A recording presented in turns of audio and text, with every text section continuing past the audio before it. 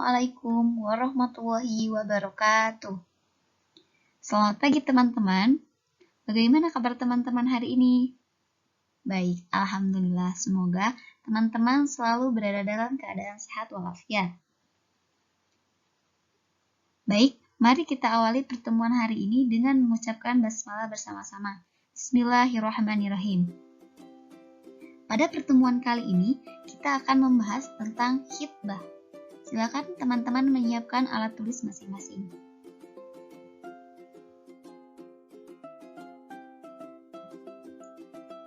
Materi yang akan kita bahas ada 4.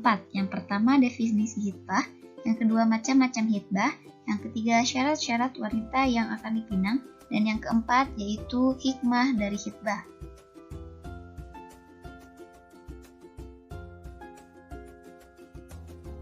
Langsung saja kita ke materi yang pertama, yaitu tentang definisi khitbah. Teman-teman tahu tidak apa itu khitbah? Atau barangkali teman-teman pernah mendengar tentang khitbah. Nah, dalam agama Islam, menikah ini bukan hanya sekedar ijab dan qabul, akan tetapi ada aturan dan ketentuan yang harus dilalui dan dipatuhi sebelum menuju ke pernikahan. Salah satunya adalah prosesi peminangan, lamaran, atau dalam Islam lebih dikenal dengan khitbah.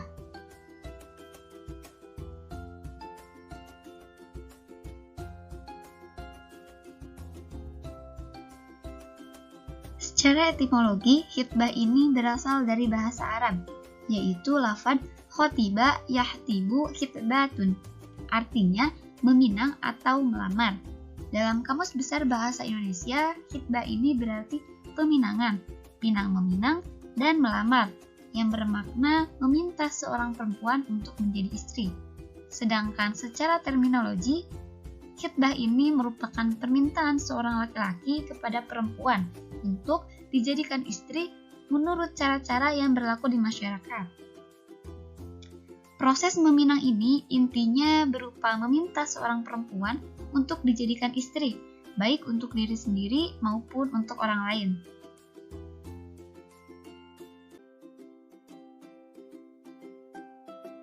Yang kedua, tentang macam-macam khitbah.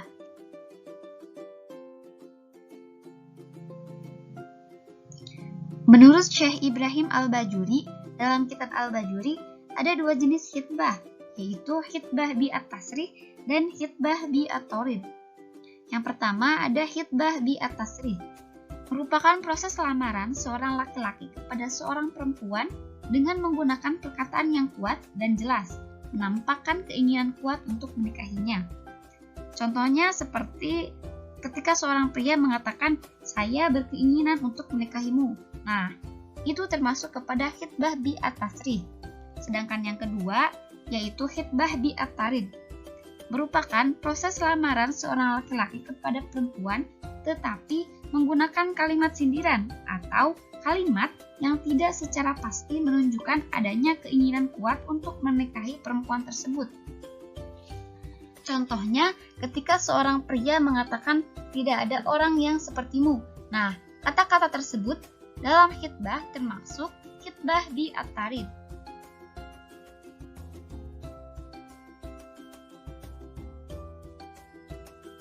Lalu materi yang ketiga ada syarat-syarat wanita yang akan dipinang.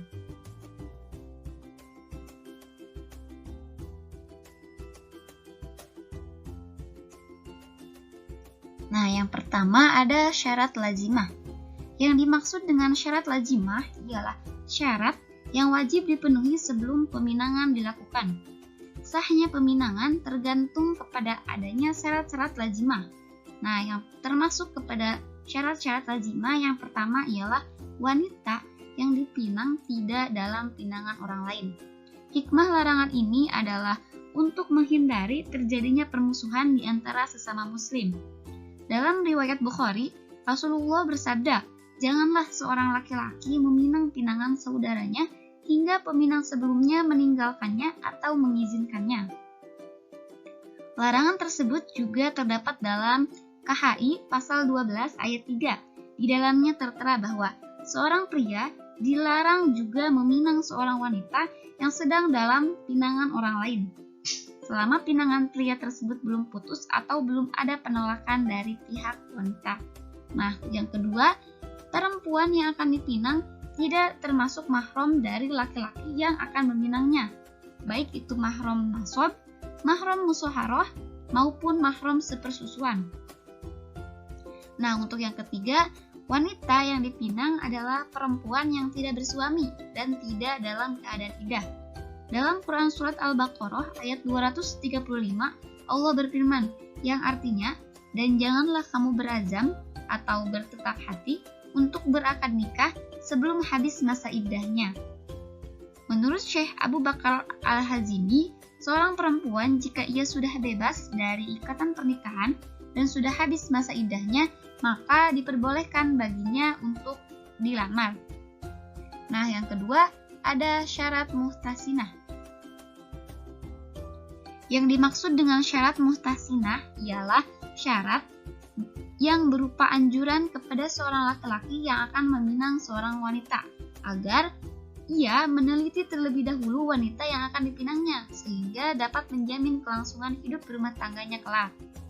Syarat muhtasinah ini bukanlah syarat yang wajib dipenuhi sebelum peminangan, tetapi hanya berupa anjuran.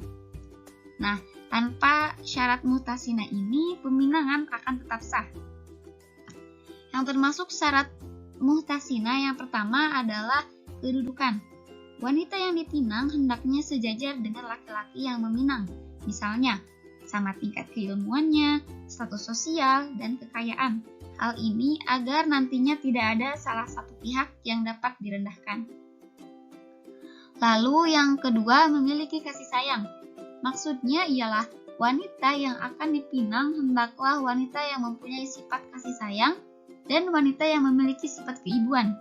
Kenapa? Karena adanya sifat ini sangat menentukan ketentraman dalam kehidupan rumah tangganya nanti. Apalagi ketika di tengah-tengah mereka hadir anak yang akan menambah kebahagiaan dan kesakinahan kehidupan rumah tangga. Lalu yang ketiga ada nasab atau keturunannya. Maksudnya ialah wanita yang akan dipinang itu hendaknya wanita yang jauh hubungan darah dengan laki-laki yang akan meminangnya. Agama melarang seorang laki-laki mengawini seorang wanita yang sangat dekat hubungan darahnya. Dalam hal itu, Sayyidina Umar bin Khattab menyatakan bahwa perkawinan antara seorang laki-laki yang dekat hubungannya dengan seorang perempuan atau hubungan darahnya dekat, maka akan menurunkan keturunan yang lemah jasmani dan rohaninya. Yang keempat, kesehatan. Hendaknya pria yang meminang mengetahui keadaan-keadaan jasmani, budi pekerti, dan sebagainya dari wanita-wanita yang akan dipinang. Sebaliknya, yang akan dipinang juga harus mengetahui keadaan yang akan meminangnya.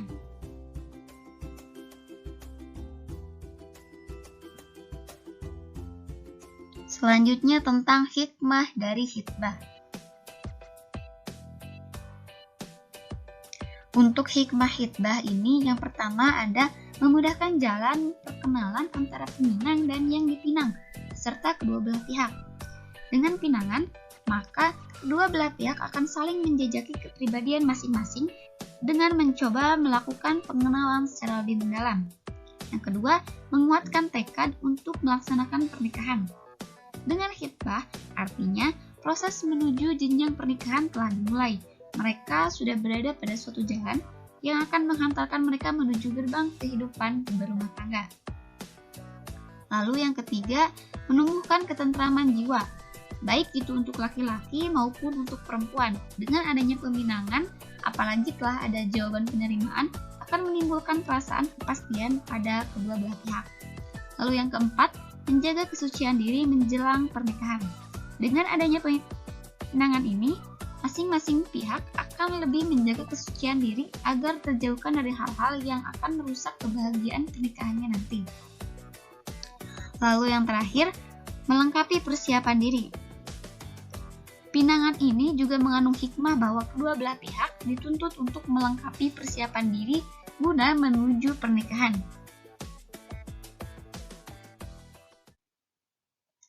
Baik, untuk pembelajaran hari ini sudah selesai. Sampai bertemu di pertemuan selanjutnya. Sebelum Ibu akhiri, mari kita tutup pertemuan hari ini dengan mengucapkan hamdalah bersama-sama. Alhamdulillahirrahmanirrahim. Terima kasih kepada teman-teman yang sudah menyimak. Semoga ilmunya bermanfaat. Mohon maaf apabila terdapat kekeliruan. Terima kasih. Assalamualaikum warahmatullahi wabarakatuh.